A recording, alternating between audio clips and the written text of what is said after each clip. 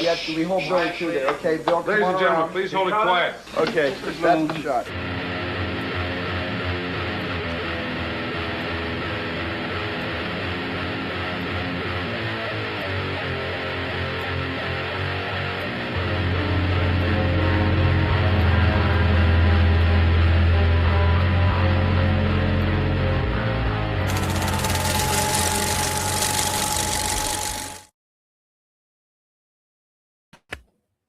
What up, world? Thank you for ripping another ticket to Hellhound Film Club.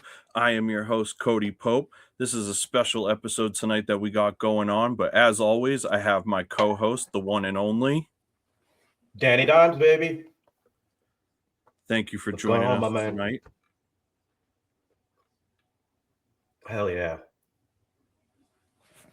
Dude, this is a wild episode, but I don't want anybody to forget that usually Wednesday nights, you can come check us out live at the Hellhound Film Club for free movie nights and podcast recordings on Wednesday nights at 217 Main Street, Nashua, New Hampshire, when the doors open at 7 p.m.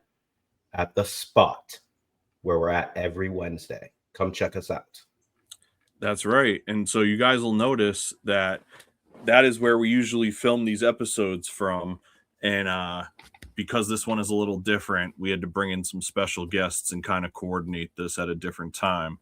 So that's why we're not at Free Movie Night filming this episode. But you can catch us every single Wednesday at the spot in downtown Nashua, just as Danny mentioned. We're going to get right into this because, like I said, this is a special episode. We've got a special panel with us tonight, and we're really excited to get into this. When this comes out, it's going to be just a few days before the birthday of one of the greatest cinematic contributors of all time, one of the most influential directors and artists of cinematic history, somebody who throughout the last 40 plus years has innovated and raised the bar and set the standard for so many different things, and has made a catalog of work that has caused a roller coaster of emotions throughout people in the entire world. Tonight, we celebrate the one and only director David Cronenberg. I am ecstatic to do this one, and so we had to call in some of the troops to really give this man his due honor and his due just. So my first, sorry, were you going to say, Danny? I was going to say, the king of body horror. Literally. The king. I will argue like, this with anybody till I'm blue in the face. I don't care. Some people collect Pokemon cards right now. I collect David Cronenberg movies. Yeah, we were talking about that last night. Yeah, I was just telling these guys when we were all hanging out backstage before we started doing this, and we would like talk about something, and I was like, crap, I got to go and run and get that. And I was like, the reason that they're not immediately behind me is because most of them are like comfort movies that I keep by my TV and I watch like a couple times a year at least. So I'm excited to do this.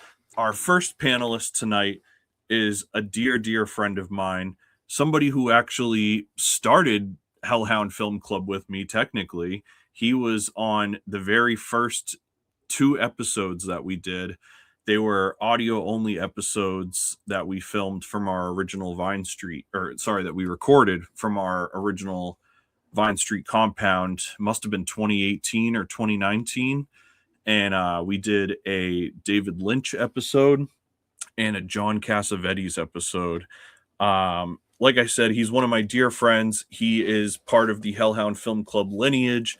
He is from our same area and is an independent filmmaker himself and has taught me a ton about cinema. So I'm ecstatic to have him here. Please show love to my brother, Robert. Robert, hello. How you doing? I'm good. How are you guys? Oh, doing great, man. I'm excited to have you back here, man. It's only right that this new iteration of Hellhound Film Club has you show up for it. I'm looking forward to it. And I'm a little camera shy, so that's why you have a diner. You guys just keep dropping comments about how handsome Robert is, and maybe the next time he comes on the show, we'll get him on camera. And you guys know the comments help us, so that's a win. And let's fill out the panel. Another dear friend of mine, someone I've known for a long time now. He is also a young independent filmmaker and film industry professional. He has a new film coming out this year called Joey's Big Reveal. Please welcome my friend Tyler LaPlant. Hey man, thanks again for having me. Always fun, always a great time.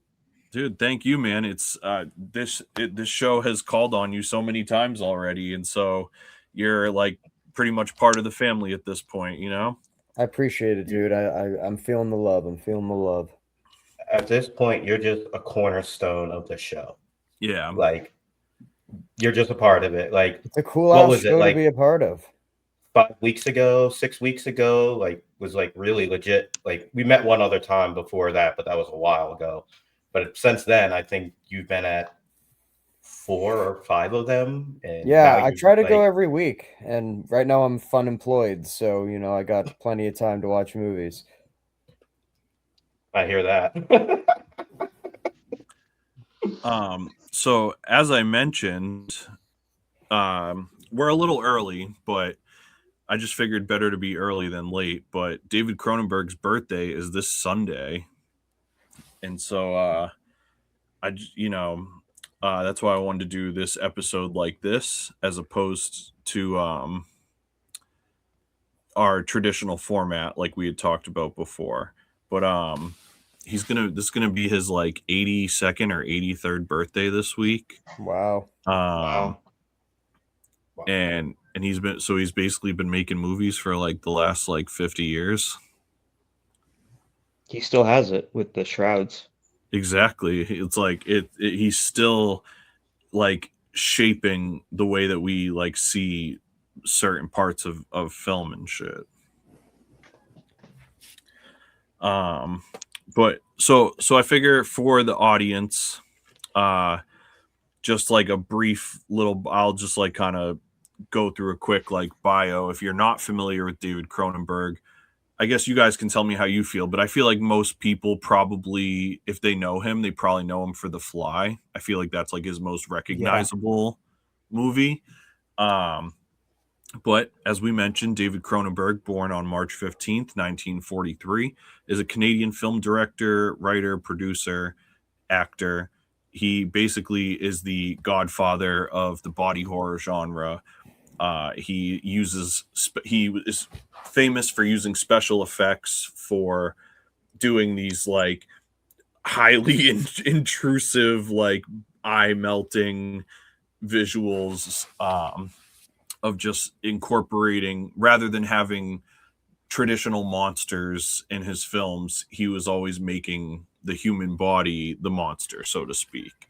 And that became a recurring theme in some of his most popular works. And so obviously, having been born in 1943 and having started making films when he was in college, he has really like been a part of the backbone of cinema in so many ways. You know, I hate to like sound so audacious about it, you know what I mean? But I just feel like there's not many filmmakers that have continued to keep working over that span of time in our lifetime, you know?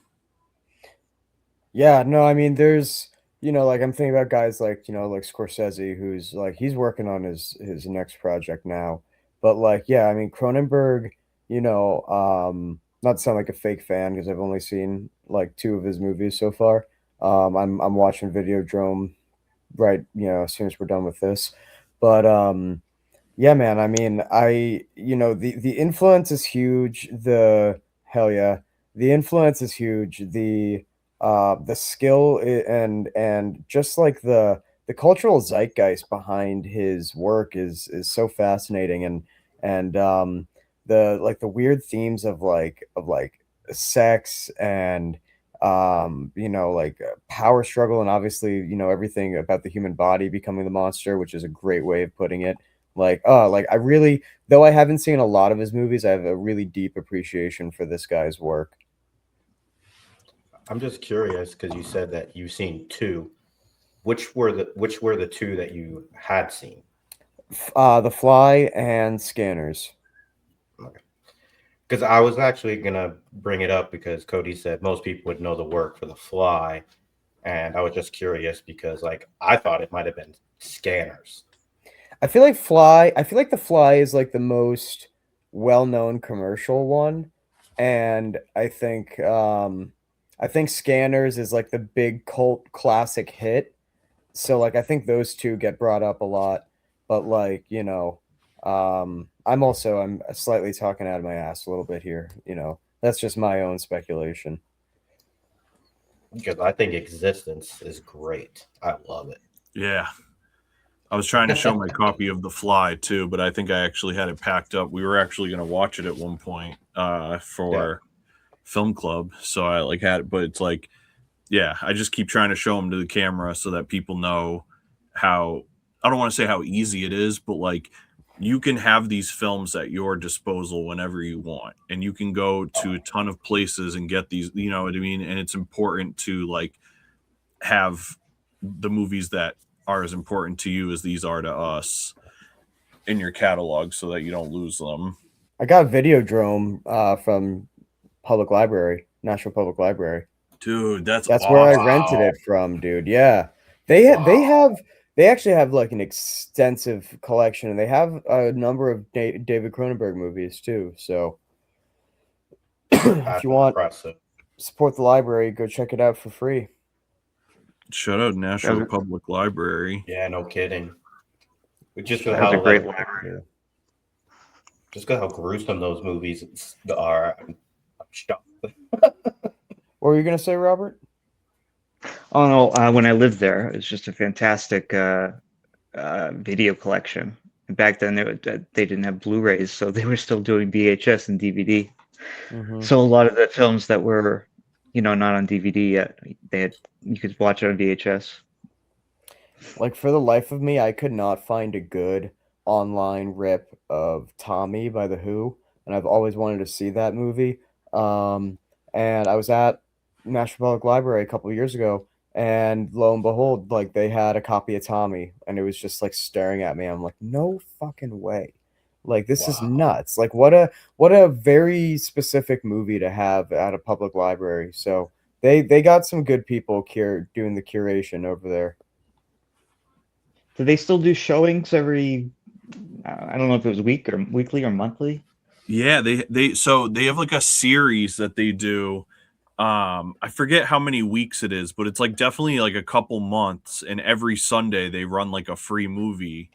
And so we were trying to plug them at the end of our episodes to encourage people to go out to them. Yeah, I think they did One Battle After Another most recently, right? Yeah. We did like 4 or 5 weeks in a row that we were promoting it, but we'd have to check on that series because we definitely haven't been talking about them lately. So yeah, I think their programming switches up, but nevertheless, support your local library. I was gonna say one last little aside about libraries. On the 20th, they're doing like a short film festival, but it's like they're like 1 minute long shorts. I have a Super 8 movie of mine called Bean Bandit that got selected, so it'll be playing there. But there's a bunch of people, and they're all like from Nashua, so come out and hang out and meet some local filmmakers. What day was that? March 20th. What time? I don't know. I'm sorry. I'm a bad rep for the library right now. I think it's at like 6 or 7 or 5 or 6 or something like that. It's later on. That's tough. Hell yeah. That hurts. Hey, if you can't make it, you can't make it. You're also dude, you live in Vermont. Like, go to your own library. No, I'm kidding. But like, I'm working this on March 20th. Library. On March 20th, I'm working the Subtext show. Oh, being hell put yeah, on by dude. Done Booking at Hell 217 Main Street in Nashua, New Hampshire at the Spot. Oh, dude, well, I'll Don't- pop out. Don't forget, you can get your tickets still for $5, $10 at the door. But you know what? You should go to the Spot because the Spot's great, and I love the Spot. Man, this really is a conflict of interest. All right, I'm hijacking the episode. I'm sorry. Let's go back to Cronenberg. No worries. No, I just hijacked it too. For a Support your different local plug. library, support your local filmmaker. All right. I have an interesting question for each person in the panel. I'll start with Danny and then go with Robert and then go to Tyler last. Danny, what age were you, or when was the first time you saw your first Cronenberg movie?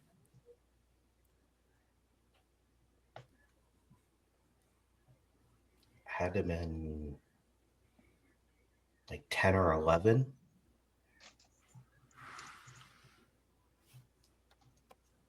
So probably like early 90s. Very early 90s. We gotta say, yeah, had to been like 91, 92. That makes sense. Do you remember what it was? 100%. It was The Fly, without a Okay. doubt. Like, I know that. That makes sense. Because Me it was too. like, because, all right, now, not something I haven't done yet, but now I'm about to do it. Now I'm going to date myself. So when the original Fly was released in 1986, I was only 6 years old. No shot at seeing it then. But by the time I was like 11 or 12, that's when we were trying to start, like, you know, having the sleepovers and sneaking the R-rated movies that you're not supposed to be watching and stuff. Yeah, I So, feel that. But yes, and I can vividly remember that because I rewatched The Fly just recently, and the ear fall off scene where his ear falls off, like I vividly remember that, and I was just like, oh, boom! I was like, oh my god, I haven't probably seen this movie in, I don't know, 30 years.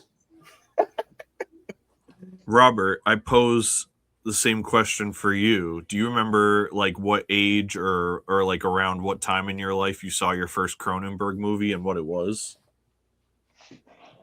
Like Danny, it was The Fly, but unfortunately, I saw it on a cable or taped it off of a cable broadcast, so the violence was, neutered.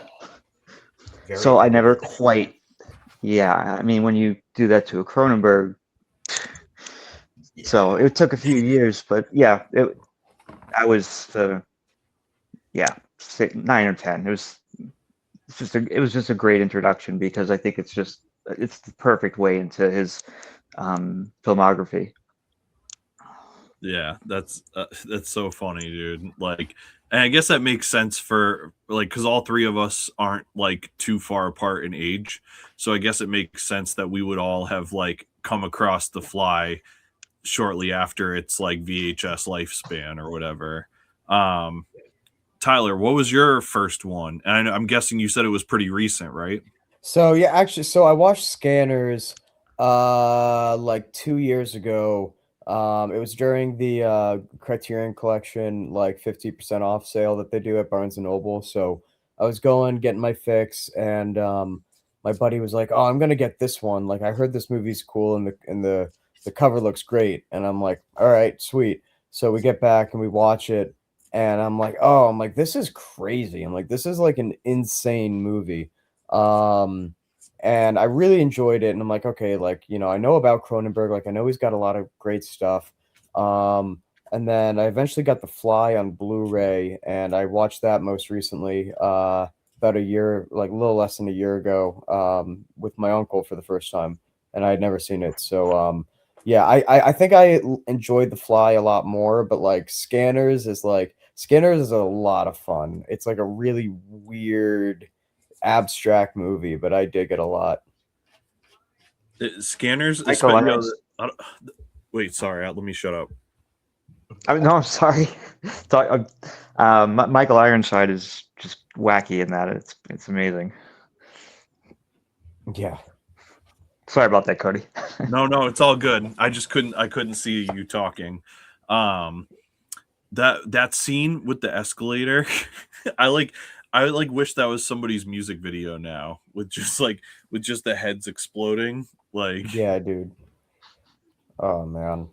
all right. So one thing Tyler, you said you're pretty new to the Cronenberg filmography, so I'm gonna assume that you haven't seen this one, but I'm wondering if these guys have. But Cronenberg's first feature was Shivers. Yeah, haven't seen it. Yep. No. Have Danny, Robert? Nope. Oh yeah. Robert. I know the okay, name. Cool. Yep, I got it Know right the in my name, hand but I right haven't here. seen it. Best drawn video. That's right, yeah. And it was a wicked good deal too. All the Vestron video, they're like they're usually like less than $30. I think I got that one for like $12.99 or $13.99 or something like that. So I'm sorry, I just lied to you guys. Shivers is not his first movie. He had like 2 movies before that, but Shivers was one of the first ones that I saw. And what's cool about, as I was like learning about Cronenberg, like getting into all the movies and shit, one of the things that you find out, especially through like the special features, is how the Canadian government like gave him a lot of money for his movies as like arts grants. They basically were like funding these movies because it's part of their whole ecosystem, is that they spend X amount of money every year on the arts.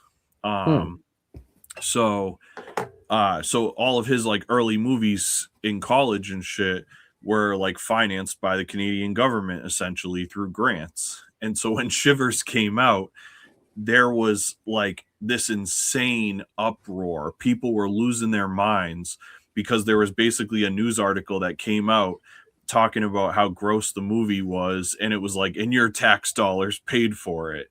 So people were like uproarious about it. What's the log line of Shivers? Like, what's that one about? So basically, to like sum it up really quick, it like starts in an apartment, and you find out that there's like this thing that like crawls through the tube, or like crawls through like the bathtub, and ends up like attacking the person in the bathtub. Oh, And geez. you come to find out that it's like an STD that's like being spread around. Yuck. Hate when that happens. The Blu-ray case has great description of it. If you want to hear it. Yes, please. Yeah, please. All right. Well, and the tagline, at least on the Western video, is "Being terrified is just the beginning." That's a pretty cool cover of Cody. Yeah, I really dig that. They did a great job on the slipcover. Is that an Arrow video or is that Criterion? Vestron video. Oh, Vestron. Okay. Yeah, I've heard of them. So it's when the residents of a luxury apartment complex outside Montreal are infiltrated by parasites and transformed into violent, sex-crazed maniacs. It's up to Dr. Roger St. Luc to contain the outbreak from spreading to the city at large. In a film awesome. that, quote, scares and shocks us because it's so cleverly made, end quote, Roger Ebert. Hell yeah, dude. Thanks, Roger. That was, yeah, no, that sounds like right up my alley too. I like that a lot. It's dope. And I guess basically what happened for his next film is that like he continued to get more grants, but they found like less public ways to do it, because at the time Shivers was the most like profitable movie that they ever had like invested a grant into. It basically like did such insane returns over the years that they were like, oh yeah, we will definitely keep giving you money without a doubt. Nice. Which is like, it's dope because like, so not to get into like a whole territorial thing, but like I a lot of my family is from Canada, so I've gone like maybe a dozen times or something like that. And it was like a bunch of times I went to Montreal with my friends, and then a couple times I went to like I think once or twice I went to PEI for like family shit. But I've always like had an interest in the way that like shit works in Canada, and like even on Hellhound Publishing, we had 2 artists that were from Canada. So it just like I always had different things popping up that made me like try and take an interest in understanding how different these essentially parallel cultures were.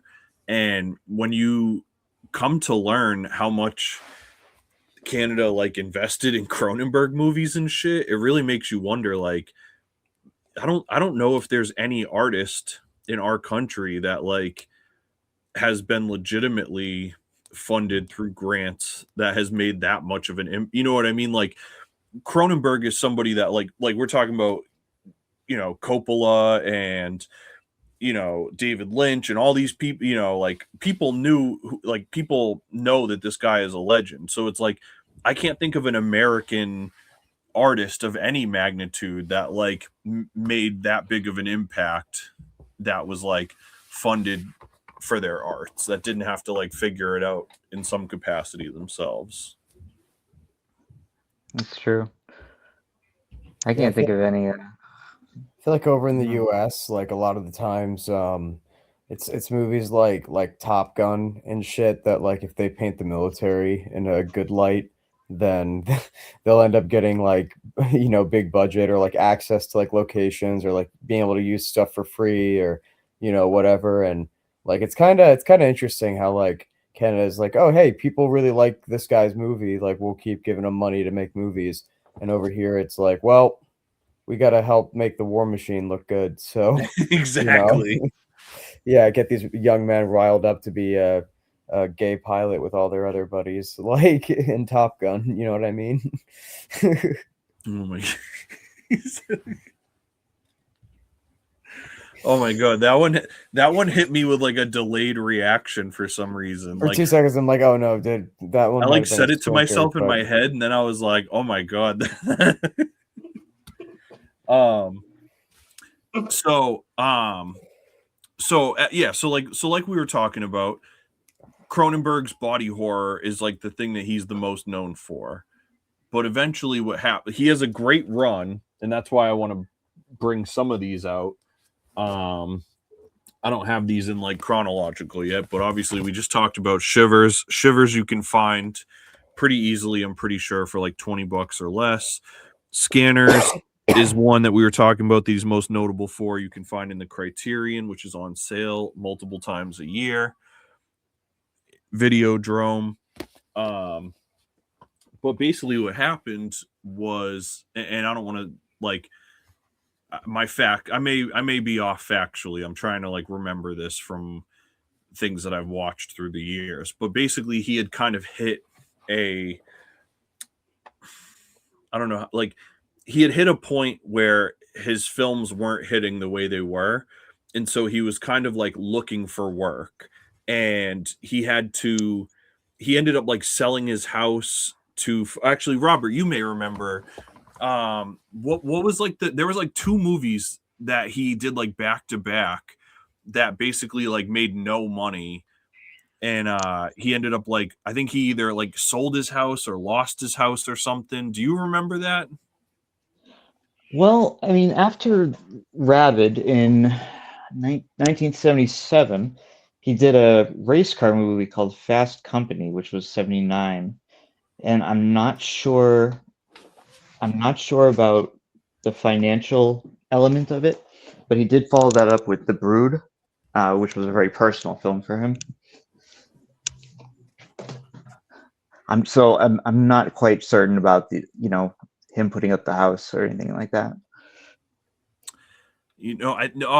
Okay. So I think I remember. So so Danny had mentioned Existenz earlier.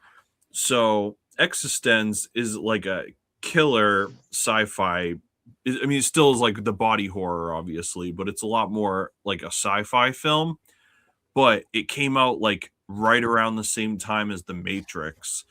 And so basically it was like dead in the water because of how popular The Matrix was.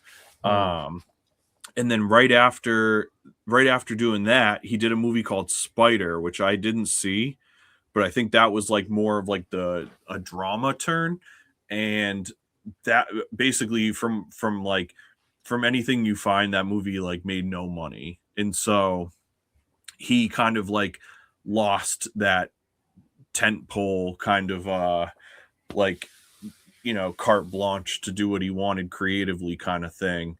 And it took a few years, but he ended up getting the script to History of Violence. And that's where he kind of makes this stark turn into doing these, like, I don't want to call them like gangster dramas, but they're very like, you know, like violence based and like, you know, community based kind of like people from different tribes kind of shit. So, you know, Robert, we were talking about this earlier. I don't think, or Danny, did you? I don't know if you were here for that, but I haven't. So, those are the movies I haven't seen yet. Is it's History of Violence and then Eastern Promises. But Robert was talking about these a little earlier. Could you kind of reflect upon that like period for us? Oh yeah, okay. So History of Violence, 2005, and I think it was just a hit in the U.S., which graduating from you know, the more Canadian market, even Existence. Yeah, Spider didn't do much with Sony, but then History of Violence came. He did that, and yeah, and then after that he did less body horror, less horror. It was more of a just a dramatic films. Yeah. Like, for example, A Dangerous Method, which came after History of Violence, was about the relationship between Freud and Jung. And then he did Eastern Promises with Viggo Mortensen. And that was, you know, a Russian gangster element to it. Yeah. And then, you know, his next two films, Cosmopolis and Maps to the Stars, definitely had his trademark, you know, just moments that you could tell that, you know, you look back at I don't know if I think it was Danny saying the ear falling off, but, you know, there's just little elements there you just point at, like the Leonardo DiCaprio meme and say, oh, yep, Cronenberg. And after Maps to the Stars, he returned with Crimes of the Future, which is not a remake, but is sort of like a reinterpretation of his. It's like his second film, right? Because he technically right? did a movie in like 1970, I think, called the same thing. Yeah, he started with Stereo, which was it's a non-dialogue film, and then yeah, he did. I don't know if you could call it a feature film by standard practices, but it's a 63-minute Crimes of the Future, which takes place at a yeah. You could actually it comes with one of the Criterion discs that they put out with them, both Stereo and Crimes of the Future, and he really just took the title and an element of an inner beauty pageant where they rate the, you know, the organs, and he brought that over to the one that he eventually made, the feature. So it's like, it's pretty cool that as this guy progressed in his career and his life, you know, like, and it's not like a knock to people that stay in their lane, but think about how many people get good at a thing and try to do that thing for the majority of their career because they know that that's what people like. And so to be the body horror guy and make the switch to doing like these dramas with Viggo Mortensen having like naked prison fights and shit is just like, and then he just kept going, you know, like we were talking about Map to the Stars and Cosmopolis. Like he just continued to really evolve at a time in life where people of his stature could have probably coasted and made like comfort films. And it's cool that, I don't know, it's really something about that really strikes a chord, dude. Yeah. I mean, I like to see that. Like, I really like movies that are, you know, especially when like a director has been working for such a long time, where they have movies that are very different from their other movies for, you know, one reason or another. And yeah, you know, like it is like, because I think back, you know, about Cronenberg, and I always think about him as a body horror guy, but you know, but then I do remember like, oh yeah, he does have these like crime thrillers under his belt. And you know, like it would be really interesting to see him tackle something like, you know, totally different, you know, than he's already done now. Like I'd go see it, you know. And you know, his son makes good movies too. I don't know if I'm you've so seen glad any you of the, said that, dude. I yeah, literally have on my notes that his son makes great movies, and his Big wife, Nepo baby.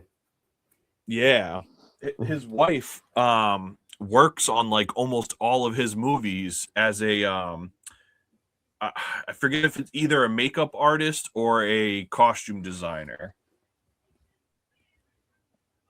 Yes, I think it was the she would costume design for his films. Yeah. Oh, sorry, I had my head turned. I was trying to find, dude. So David Cronenberg's son, Brandon Cronenberg, has a wicked sick. I want to say, is it his debut feature? Do you know what I'm talking about? Infinity Pool? Um, No, Possessor. Possessor, yeah, dude. So I just got Antiviral. that also from the library to watch this week. I have a copy of it here somewhere. And it was funny because it was kind of a blind buy, to be totally honest. I was out, I think I was at Bull Moose or something like that. And I just saw the artwork and I was like, oh, this is crazy. And then I picked it up and saw his name and was like, get the fuck out of here. Like, and I think that was like, you know, a lot of, I don't know about you guys, but there's a lot of times where like if I buy a couple of movies, some of them may end up sitting for a week or two or a couple of weeks or whatever before you get to them. You know, like if you have a problem like I do, sometimes you have like piles of movies and books that you just take a while to get to. That was one that I think I went home and probably opened up and put on right away because just the packaging was just like so interesting. And it turned out great, luckily. Yeah, I saw Infinity Pool in theaters, and that was like I really like that movie. It's like this really weird, trippy sort of thing, but the whole concept is like these rich people are on this island, and you know, because of like the laws and stuff of like the local people who live there, like if you commit any sort of crime, especially like against like a family, like it you got to be killed for it, like punished by death. Jeez. But the whole thing is like people go there to do messed up stuff because they have a cloning program for the uber rich people so that they can make a clone to get killed in their place and just pay a fine, and then you know they're free to go. So like they're just staying on this resort and then like the you know doing awful stuff. And it's a cool freaky movie, weird LSD orgy scene, like you know 7 out of 10. Wait, I want to see more of the world. I want to see more of the island and how the crime, like how that affects their day-to-day lives. But you don't really get that. It's more of like an interpersonal drama thriller sort of thing. Oh, we all just like disappeared for a second. Oh, Or was that just me? I think that might have been you. I saw everybody. You looked a little weird for a sec. Oh, okay. Well, that's good to know. Everybody just like it, we all like disappeared and then showed up again. So maybe it's the internet. Maybe I'm just losing my fucking mind. You done that a long time ago. Ain't that the truth? But yeah, Possessor. definitely one of the best movies that I randomly picked out of a hat that year, and like turned out to be great. And you know what's interesting too is this kind of ties back into when we were talking about at the top of the episode how so many Cronenberg movies were made with like Canadian grants and shit. If I understand correctly, Map to the Stars was the first time that he like made a proper like film in Hollywood, so to speak. You know what I mean? Like not a proper film, but like utilizing like the Hollywood system and sets and shit. Yeah. And think of like how crazy, how like I 13 don't. million for There's that. just something so crazy about that to go that many decades. Like you're like one of the biggest directors in the world, but you just somehow managed to avoid ever having to utilize Hollywood and its resources like that.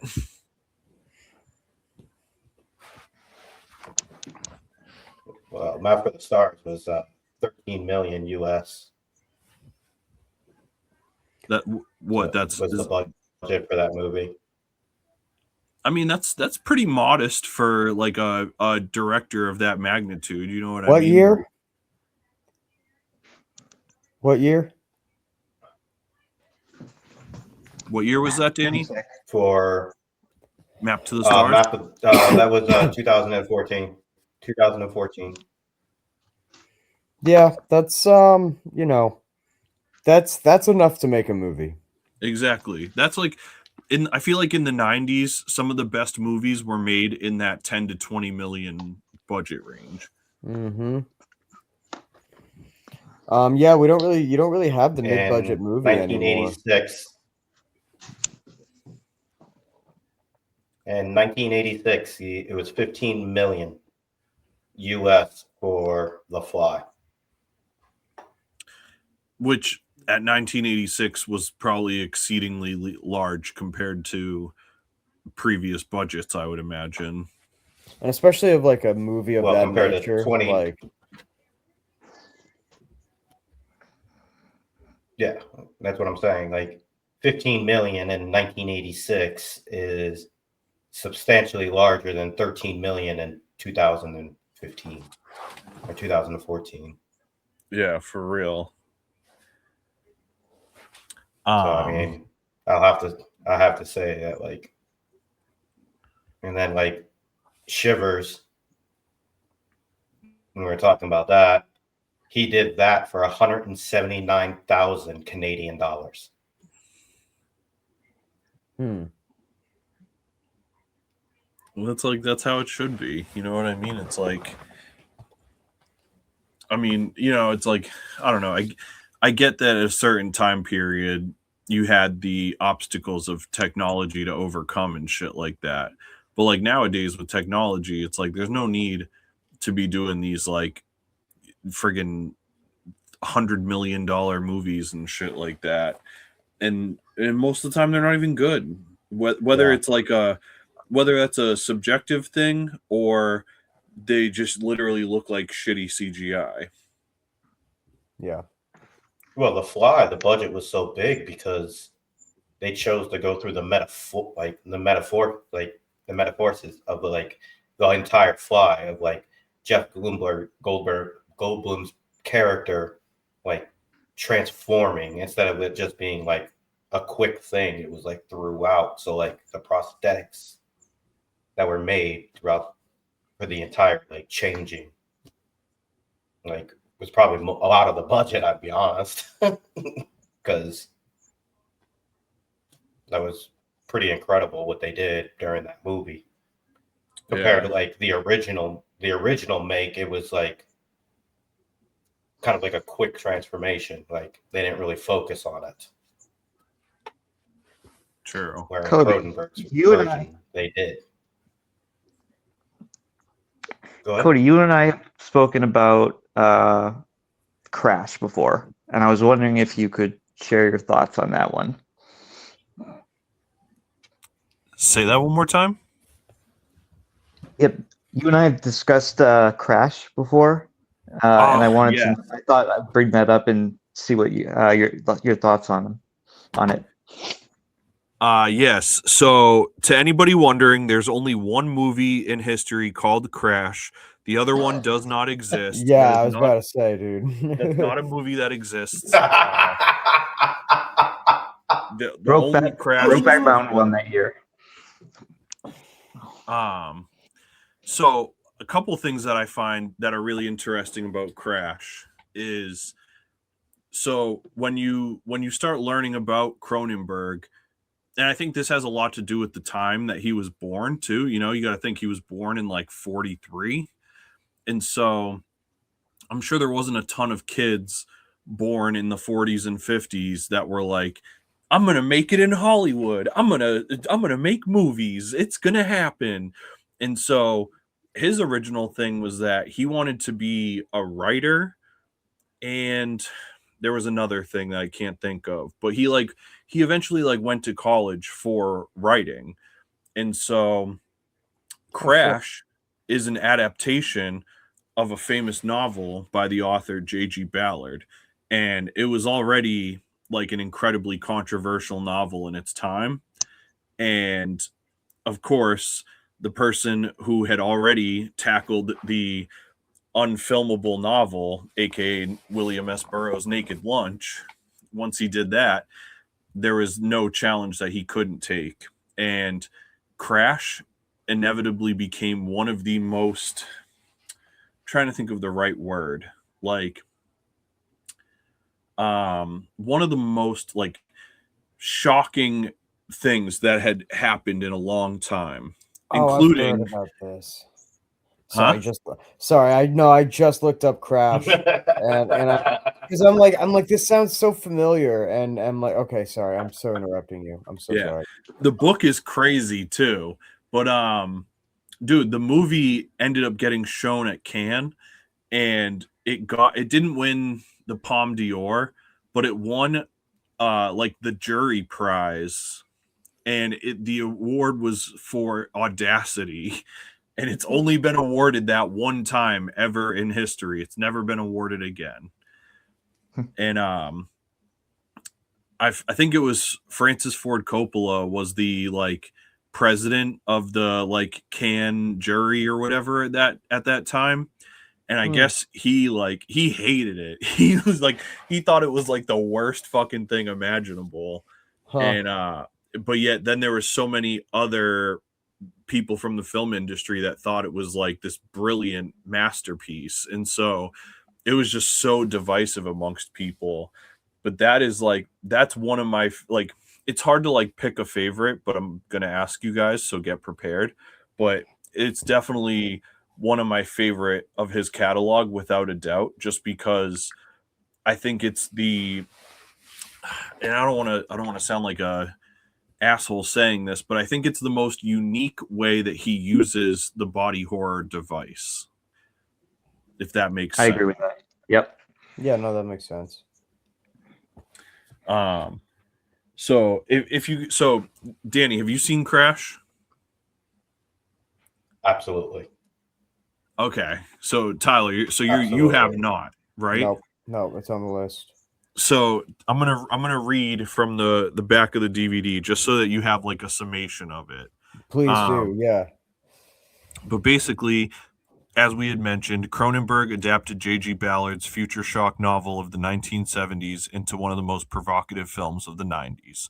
A traffic collision involving a disaffected commercial producer and an enigmatic doctor brings them, along with James's wife Catherine, in a sublimely detached performance, together in a crucible of blood and broken glass. It's not long before they're all initiated into a kinky, death-obsessed underworld of sadomasochistic car crash fetishists for whom twisted metal and scar tissue are the ultimate turn-ons.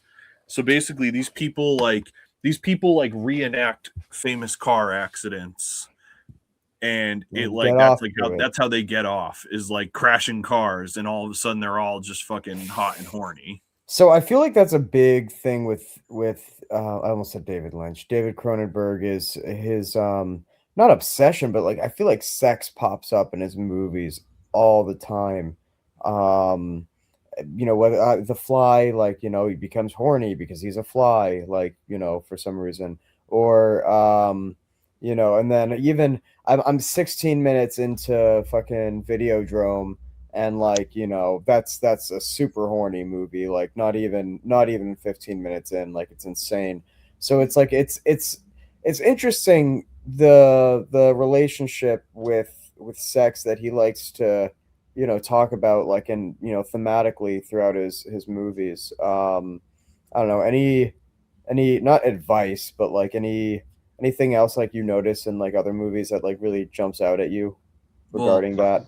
I have a thought on what you're saying, and I do agree. There are a lot of themes of sexuality strewn throughout the course of his catalog, but I think, and this is clearly just me like coming off the top, but I think that that comes from, you know, if you were born in 1943, by the time you're even 21 years old, like I was a teenager when I lost my virginity. You know what I mean? I think most Yeah. people are probably in their some sort of teen year. And so clearly you're always thinking about sex, and that's what's on Yeah. your mind all the time. And so in 1943 to 1963, we were one of the most repressed societies in the world. And granted, I understand that he grew up in Canada, so Yeah, like, but they're but it's not fairly like similar. they weren't like sex fetishists of the 50s. You know what Right, I right. mean? Like, Yeah. as a world, we were just like a much more repressed sexual society. And so I'm sure that he like couldn't ask questions as a teenager. You know what I mean? Yeah. It wasn't like they had like an internet connection to watch porn or something. Like, Sure. even like porno mags weren't even a thing until probably the 60s or 70s. You know what I mean? Like, Uh, Playboy, porn I'm mags pretty have sure been around started in for the a early while. 60s. Yeah, but they come on, they had porn mags before that. They had to have. Did they have to? I'd say so. I don't know. I mean, look, man, I wasn't there. I mean, you're the eldest of us all. I know, right? Yeah, dude. I'm always the baby in the room. Um, Danny, What's up, brother? Danny Dimes. What's going on, my What man? what are your 3 favorite David Cronenberg movies? My 3 favorite. They don't have to be in any particular order, but I just picked 3 as an arbitrary number. Yeah, that's not a problem. I would have to.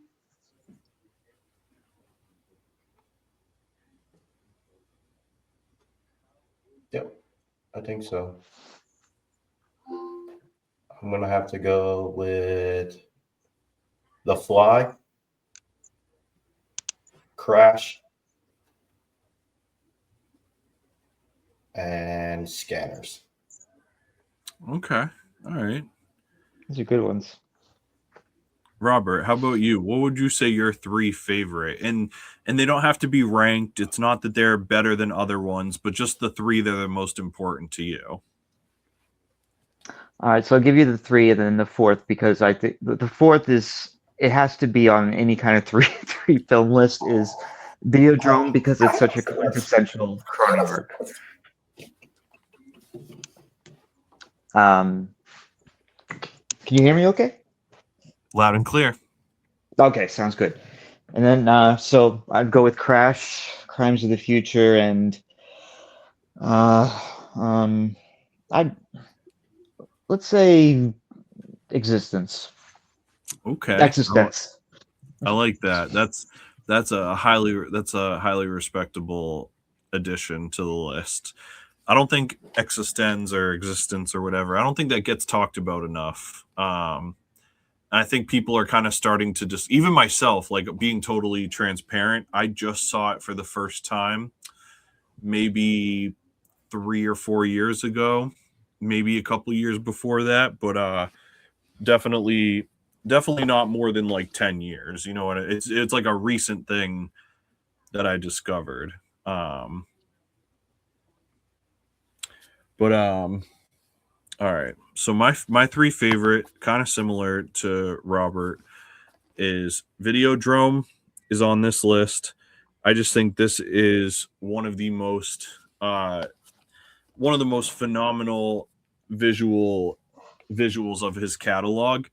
And I think also like the subject matter has held up the best, you know, where it's like different aspects of TV have changed, but the idea of us like being sucked into our devices and shit is still a extremely like relevant thing.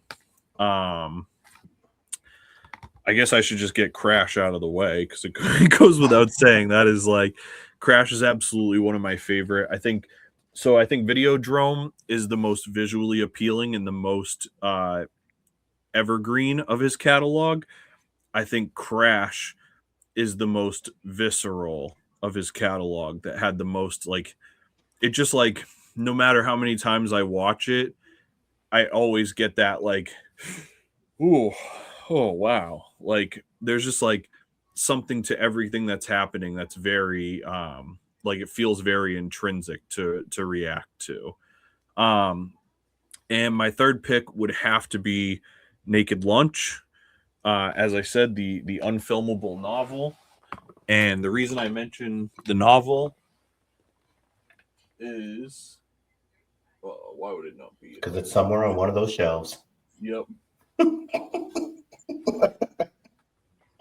I have like multiple copies of it, but so as you can see with the books, my fiance and I collect a lot of the beat poets, William S. Burroughs being one of the leaders of the pack.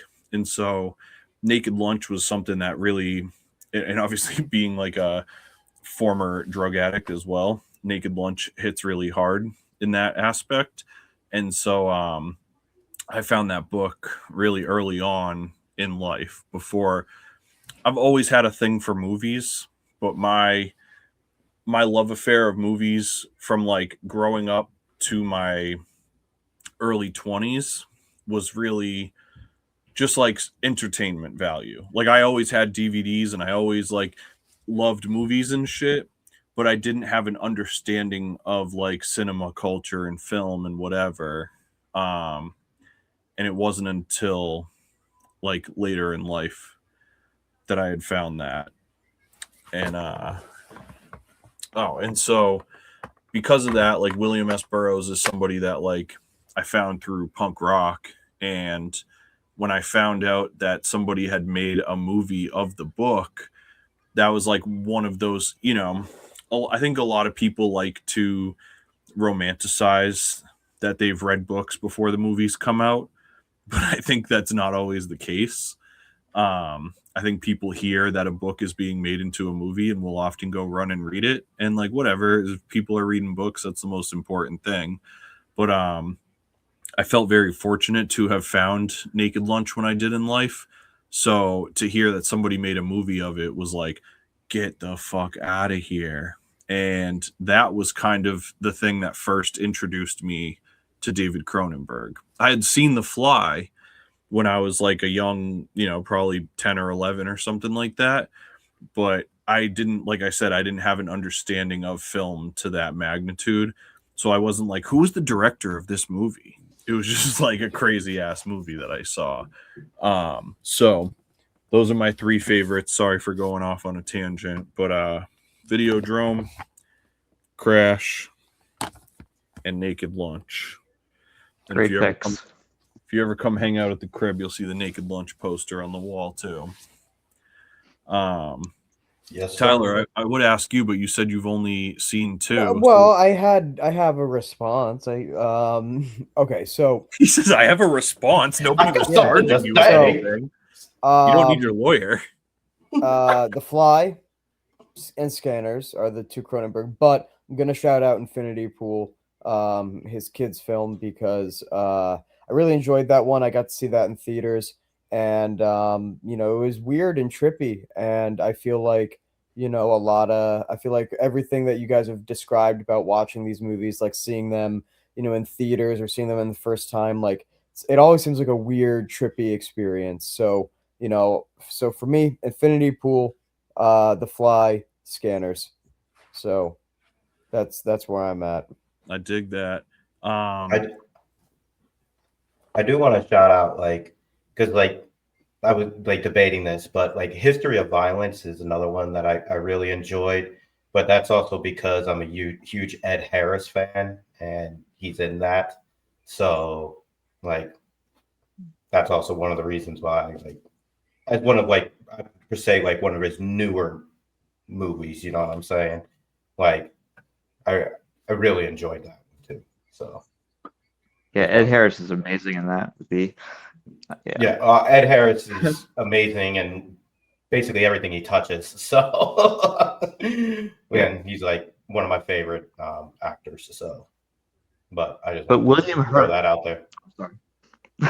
William Hurt stole that movie though at the very end when I don't know if I can't spoil it. No, it's He okay. got an Oscar. People are used to spoilers on our show. We watch a movie before we talk about it, so there's always spoilers.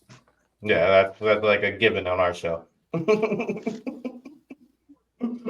Well, Joey goes to Philadelphia to meet his brother Richie, played by William Hurt, who has about 10 minutes of screen time.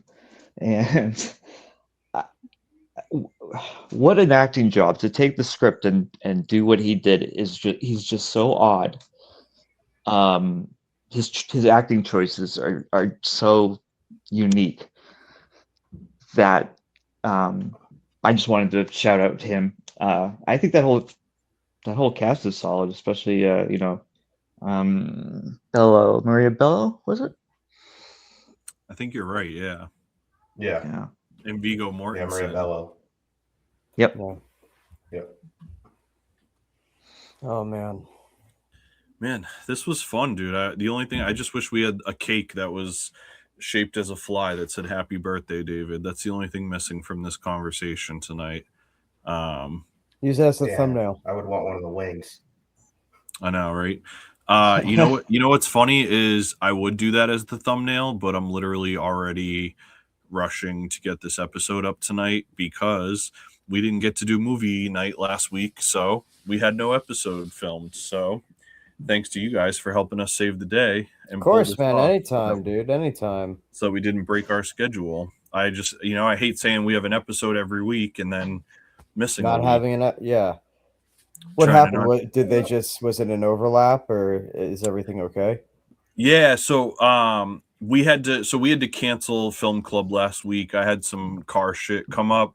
Oh, I'm And sorry, man. Luckily Danny was able to help me with it. So Oh, nice. but it was like because we were doing the DIY shit, we weren't sure if we were going to be done in time to set everything up for film club, so we just figured safest bet would be to scrap it, unfortunately. But Hey, we're shit back happens, this dude. week. If you watch this episode tonight when it goes up, we will be there tomorrow. Tomorrow's feature is we're doing an Akira Kurosawa birthday episode. Oh, cool. Yes, Yeah. sir. I've never seen a Let's Kurosawa go. movie. Well, Oh, you you gotta gotta be there tomorrow night. Then. watch this one with us, and we're gonna Hell be yeah. talking about it tomorrow night. Looking forward to it, dude. And we'll get a first reaction. Let's go. Yeah. Oh man, I love getting first time reactions with people. That's what film club's all about. You know what I mean? It's like I like doing shit like this. This is really dope, and I'm super grateful for you guys' time. But I also equally appreciate when people have no idea what the movie or director is that we're going into, and they just end up like sitting and listening to all this shit, and then they leave being like, "Oh, I'm gonna go watch all of these now." Yeah, dude, that's me right now. Like, I'm very Right? excited. We've had that happen a couple times through film club, which has been really cool. So I'm grateful for that. And that's why we're going to hold our promise. New episodes every Tuesday right here on the YouTube channel. And you can catch us every Wednesday hosting a free movie night at the spot downtown where you can get Joanne's Kitchen for dinner delivered right to your seat. And right after the movie, we record a podcast with the audience with us. So you can hang out. We'll toss you the mic and you can tell us your thoughts on the movie. And guys, I seriously cannot thank you guys enough. I was getting anxious of not having an episode this week. I had been telling Danny, I was like, hey, we gotta we got to try and figure something out. Even if we do a remote thing, I was like, we just got to we got to keep this train going. We can't let people down that have been giving us their time every week. So thank you guys so much for helping us pull this off. This is the kind of stuff that started this show. Robert and I, Jesus, almost 10 years ago now. I guess it must have been 8 years ago. Wow, Started time flies. Yeah, seriously. Oh my gosh. We got introduced to each other. I'll try and do this story fast, but we got introduced to each other through a podcast that I had started that was more it was like a radio show style podcast. And hopefully I'm going to go back to it someday. Anybody that's on our Patreon, you can find some snippets there. But so a buddy of ours introduced us through that. And while we were talking and just hanging out, we discovered that we were each film fanatics. And so when I wanted to do a film podcast, he was the perfect person to hit up. And we were having really good conversations, but we were doing these audio only podcasts. And so I didn't know anything about how to do a video podcast. And I also couldn't find a lot of guests that could kind of keep up the conversation with us when it came to certain film topics or whatever. And so we kind of let that die, and we had always hoped it was going to come back. And now I feel really grateful about the format that we do the show in, all the resources that we have to do it now. It took a while to find its footing, but I love movies, and so it's so dope to get to just talk about movies with my friends every week. I'm super grateful. Thanks for doing this every week. Thank you. So that way people can hear about films that they wouldn't have heard from. Absolutely. And I hope that you will join us for a free movie night on Wednesday sometimes. I can't say enough about how influential you have been to my film taste the last 10 years, and how many things that you've put me on to game about. And so I feel grateful that my appreciation of film and cinema culture has grown vastly because of your influence. And I think that our panel, our friends, and all the people that come to our events, I think that they would gain a lot from your knowledge of everything that you've seen through the years, and your filmmaking knowledge too. So super glad that you came on tonight. I hope that you had a great time, and I hope that you will join us for an in-person soon where we can just hold on to mics and it's a little more casual. Before we head out tonight, let's do plugs before we head out of here real quick. Tyler, you want to plug something? A little movie called Joey's Big Reveal, absurdist comedy, written, directed, and produced by yours truly. I also want to plug the WKXL show Unscripted that Ray Dudley is the host of. He graciously had me on his show this morning, and it was a really great conversation. That's going to be up tomorrow, AM, FM radio, 9 a.m., and it'll be online. And I'll send links all over my social medias. And, you can find my short film page. Just look up on Instagram, Joey's Big Reveal. It'll be the first thing that pops up. Thanks so much for having me, Cody and Danny. I appreciate you, both of you guys. Thanks for being on, man. Thanks for hanging out. Yeah, thank you, man.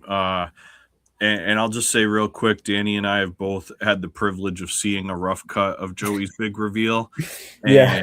I don't even say it just because he's here, but I've told him before, it's one of my favorite pieces of writing that I've watched all year. The movie is great, and I love all the stuff that I saw, but specifically, it's one of my favorite pieces of writing. Thank you, man. That really truly means a lot. Thank you. I can't wait for people to see this. Please go and follow on social media at Joey's Big Reveal. Robert, do you have any links or anywhere that you would like the people to see your work? I know you have some photography accounts, and you've got a short film that you've been working on as well. Anything that you want the people to discover yet? Sure. I just started a YouTube channel called Lunda Street Films, and it's actually youtube.com/Lunda Street Films, Lunda. It currently has one film on it, so hopefully by the time people check it out, it'll have a couple more. Hell yeah, we'll get everybody to plug that. Obviously YouTube has been a big thing for us, so I definitely understand trying to grow that. So make sure you guys check out youtube.com/@LUNDA Street Films. Make sure you guys hit that subscribe button, turn on notifications, all that good stuff. Danny, you got anything to plug, brother? Yeah, I got a chaos week coming up actually. Well, tomorrow night I will be in Nashua, New Hampshire at the Spot for Hellhound Film Club at 7 p.m. Thursday I will be in Burlington, Vermont at the Green Door. One Friday I will be at Waitsfield.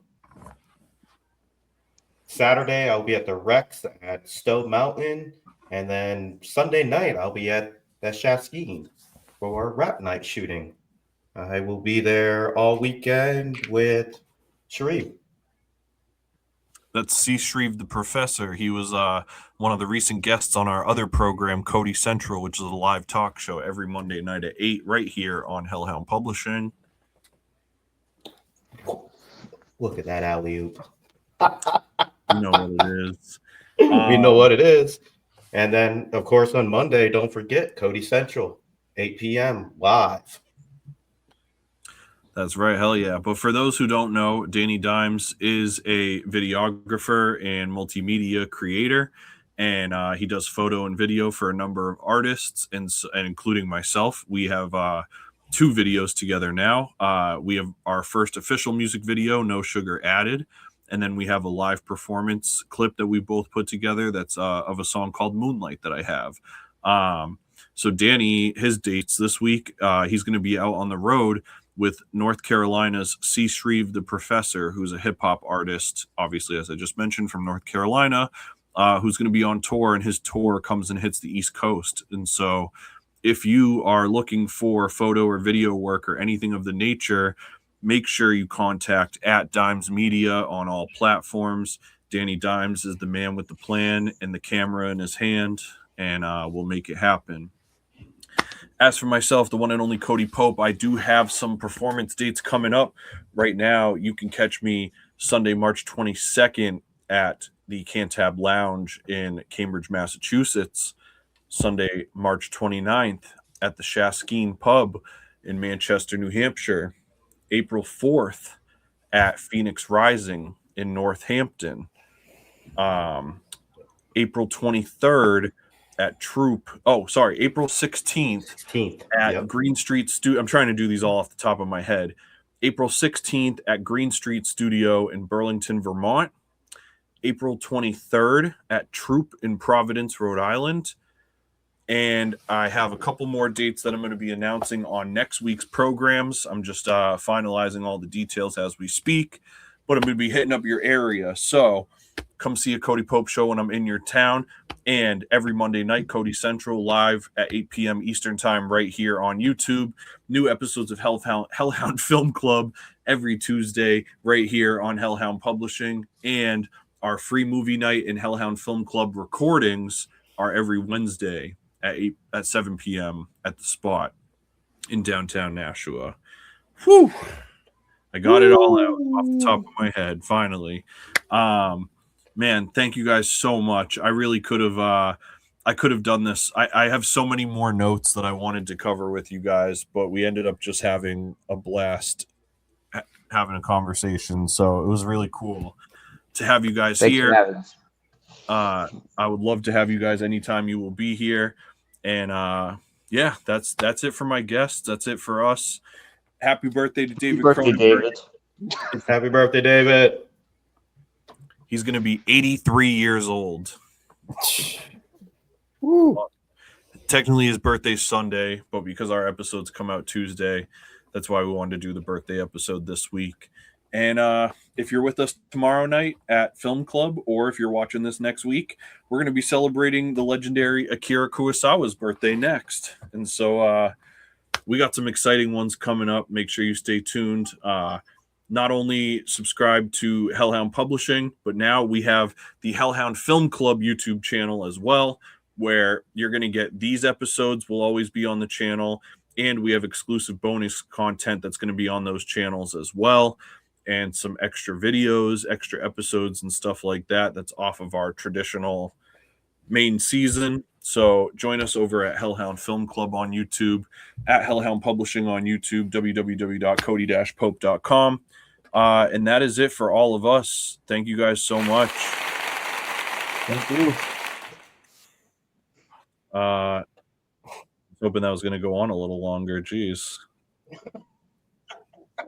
We got that short more. All right, Can you hell tell- yeah. Can you tell I just found the sound effects section? That's pretty awesome. Wait a minute. dude. Do I have access to that too? No. It sounded All like right, you guys. started a Kurosawa film. What'd you say? They're gone. It sounded like you started the high and low early. You knew what I was going for. I knew it.